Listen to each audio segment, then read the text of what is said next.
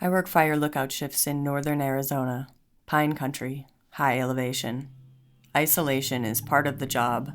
Most nights, it's not just the crackle of the radio, the hiss of the wind through the pines, and the occasional coyote. I've been here long enough to recognize every sound this forest makes, or at least I thought I had. 2 weeks ago, I saw something on the ridge west of my tower. At first, I thought it was a hiker. Tall, lanky, moving slowly through the trees. I grabbed the binoculars, logged it, called it in.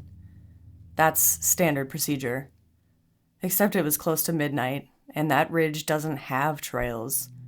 No one should have been there. I kept watching. The figure stopped between two pines, perfectly still. It tilted its head like it was listening. When I tried to radio again, the signal cut into static. A second later, I heard my own voice echo back over the frequency. "Everything's fine, just logging it." Those were the exact words I'd spoken a minute earlier. That's when it screamed. Not an animal scream, not even close. It sounded like something trying to force words through a throat that had forgotten how to use them. Half human, half animal, all wrong. The sound clawed at me in a way that I still feel when I try to sleep. By the time I steadied my hands and looked back through the binoculars, it was gone. The next morning, I asked the rangers to sweep the ridge. They didn't find hikers, didn't find campers. The only thing out of place was an elk carcass, ribs splayed like fingers, hide hanging in strips. The kill didn't look clean, not torn by wolves, not eaten by scavengers. The cuts were messy, almost deliberate. That night, I kept the spotlight sweeping the tree line. For hours, nothing.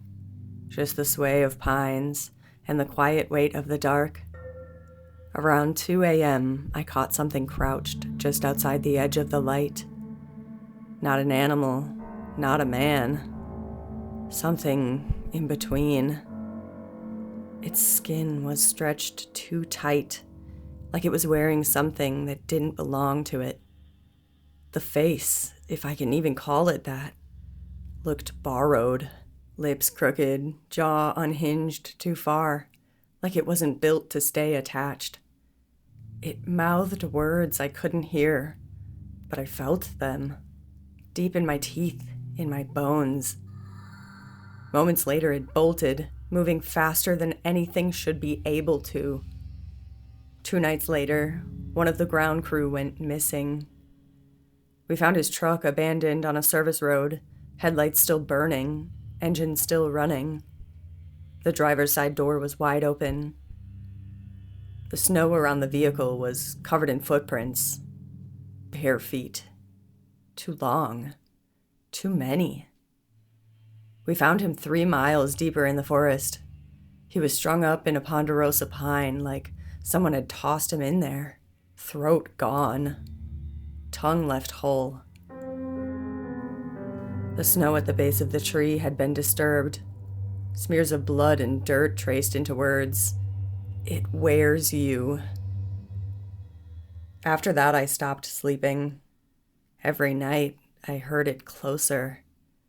Sometimes it circled the tower, breathing under the floorboards. Sometimes it whispered my name in voices that belonged to people I knew. My brother, my old supervisor, even my own. One night I broke. I whispered back, "What do you want?" It answered in my voice, "Let me in." I filed the report, asked for reassignment. Base denied it, said the evidence was inconclusive. So I stayed, kept watch, waited. The following week, venison disappeared from cold storage. Not cut, not bitten, torn apart by hand. Fingernails embedded in the fat. Tracks led from the locker straight to the tower stairs. Halfway up, pressed into the wood, was a face. Not carved, not drawn, pressed. Like something with no skin of its own had leaned hard enough to leave an impression behind. It looked like me. That was 4 nights ago. Since then, the tower has gone quiet. Too quiet. No radio chatter, no animal sounds. Just me in the trees, and something circling when the sun goes down. Last night, I woke to the sound of footsteps on the stairs. Slow, heavy, pausing between each step like it was waiting for me to move first. I gripped the rifle and kept the spotlight trained on the door. Soon after, I heard knocking. Not on the tower door, on the glass right behind my head. I froze, didn't breathe. The knock came again, louder. I turned. There was a face pressed to the glass. My face. Only the eyes weren't mine. This morning, base called. Said they'd gotten reports of me transmitting all night long. Calm. Steady. It's fine, they said I told them. Just logging it. Thing is, I never touched the mic. The radio's been dead for days. I should have left, packed up, climbed down, and never looked back. But the forest feels wrong now, like it's waiting for me to try. And tonight it's worse. The air is heavy, still. The tree line looks closer than it did yesterday.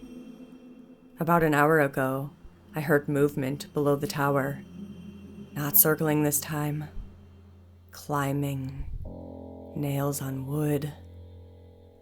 I stayed at the top of the stairs with the rifle leveled. Something paused, halfway up, breathing like it had lungs too big for its body.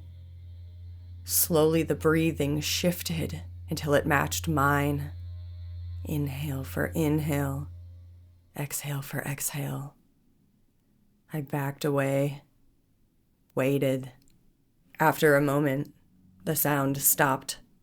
When I checked the stairs, nothing was there. But on the landing, scratched into the wood with something sharp were the words, "You are tired." Now it's past midnight. The spotlight just flickered. My reflection in the glass isn't lining up anymore. It's smiling when I'm not. I keep catching glimpses of something tall between the trees, something wearing pieces of me that don't fit right. And every time I blink, it's closer. Not in the tree line anymore. Not outside. In the tower, standing just behind me.